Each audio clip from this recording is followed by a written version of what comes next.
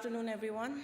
So I have the last session, so a lot of you might be half asleep. Let's see if some of my slides will be able to wake up some of you. So a brief introduction. This is how I identify myself. By background, I'm a gynecologist. I've been affiliated with NHS for a long time. I'm a senior lecturer at Imperial College, so that's where the learning teaching background comes in. And I'm a geeky gynecologist. That means I'm hooked on using disruptive technologies in medical education.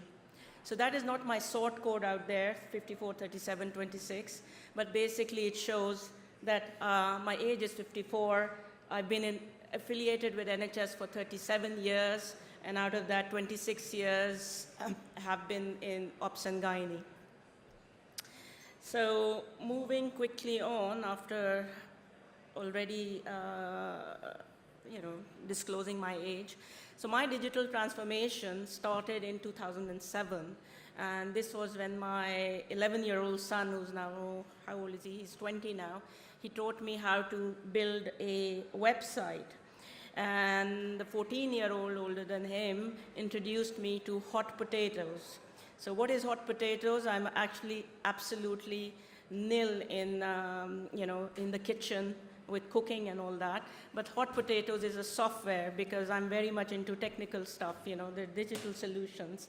So it is a software which helps you in devising exam assessments. So different types, quizzes or single-based answer, because my role in Imperial was that I was developing questions and assessments, and I wanted to make it more digitalized.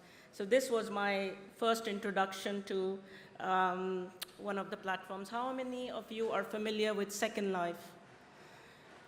Yeah, very good. When I asked this question at another conference, they said life after getting married. So at least this is not Second Life starts after that. So anyway, through Imperial, I got introduced to Second Life, and my avatar, as you can see, which is the nearest I could find with a head cover, and title is Dr. Doolittle. So you may find me teleporting myself to different virtual sites on Second Life. So IBM is there, Imperial is there, Stanford, Harvard, all the big institutions. So there's something called Silence. So if you make an avatar and go and visit. So this is not just the game-based learning. These are actual platforms where we use different clinical delivery as well. For example, in Spain, GU clinics are run in Second Life, so for teenagers who would not want to go to clinics, because of being, not wanting their confidentiality to be broken or being put at risk. They would just make an avatar and go and get the information from there. This is an animation that actually got me really involved in developing technical stuff with Imperial, and I made contributed in developing a module on labor and delivery.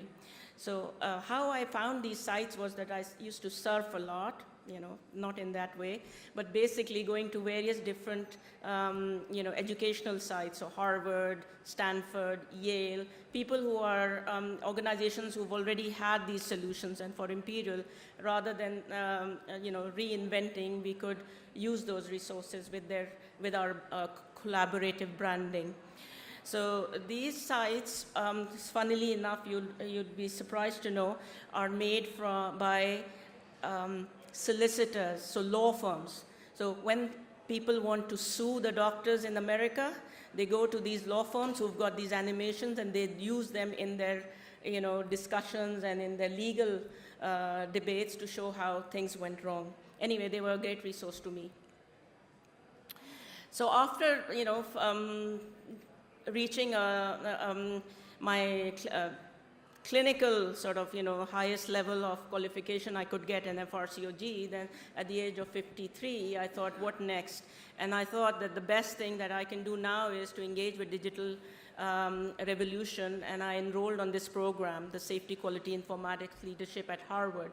And this really opened my eyes as to how things are lagging in the NHS and how we can really bring in a lot of, a number of disruptive technologies which will help us in delivery of our objectives. One of the things that I often say, like my previous colleague had mentioned, that colleagues say that a human element is going to go away. And it's very important for them to understand that basically this is an essential thing now. It is not a choice to engage with digital technology, because there's a study that showed that the amount of medical information that the time taken for it to double in 1950 was 50 years. In 2010, it was 3.5 years. Now it's 74 days. So in 74 days, medical knowledge doubles. So there is no way that humanly we can manage that. Another example that I would like to, well, this is basically, I think everyone is digital savvy, so they would understand the difference.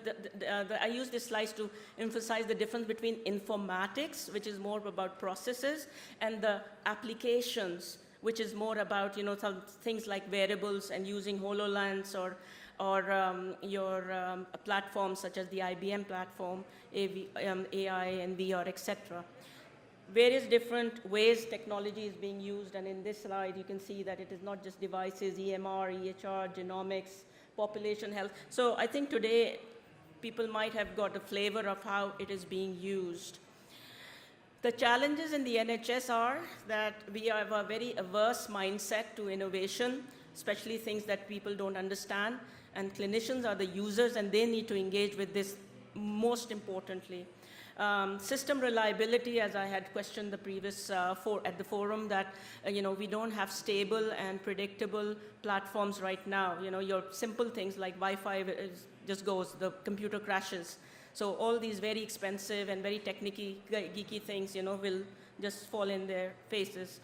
Interoperability, data protection, and training is absolutely essential. Anyone familiar with this slide? Okay, this was a study that was done in Harvard by, they chose 5-6 different Harvard consultants, and they asked them to interpret this MRI.